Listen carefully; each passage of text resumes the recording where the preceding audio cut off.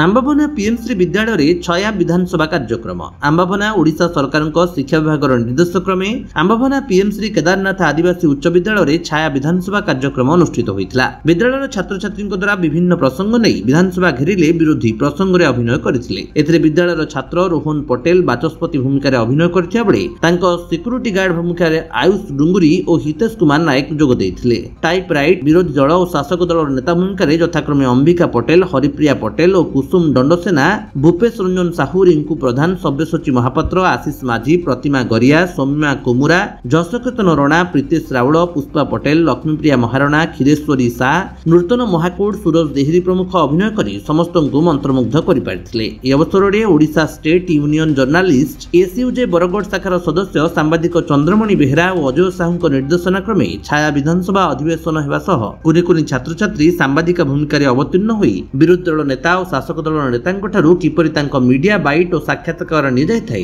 अत्यंत जीवंत और खूब उच्चकोटर हो पारिथिला। विद्यालय प्रधान शिक्षक सुभाष चंद्र रथंक सभापतित्व में संबर्धना सभा अनुष्ठित होइतिला। कार्यक्रम में मुख्य अतिथि भाव में आंबाभना ब्लॉक गोष्ठी शिक्षा अधिकारी एबीओ लालमोहन सिंह सम्मानित अतिथि भाव में विद्यालय परिचालना कमिटर सभापति जीवर्धन दुआन वैकुंठ पटेल महादेव बाग प्रमुख जोगदे अवतीर्ण होइतिबा छात्र छात्री को मानपत्र और ट्रॉफी दे संबर्धित करा जायतिला। कार्यक्रम संयोजना और सभा परिचालना विज्ञान शिक्षक मनोहर साहू परिशेष में शिक्षयित्री शैलेन्द्री रथ समस्त को धन्यवाद अर्पण करते। विद्यालय समस्त शिक्षक शिक्षयित्री परिचालन में सहयोग करते। बरगढ़ गौरव साहू रिपोर्ट विश्व विजयी न्यूज ओडिशा।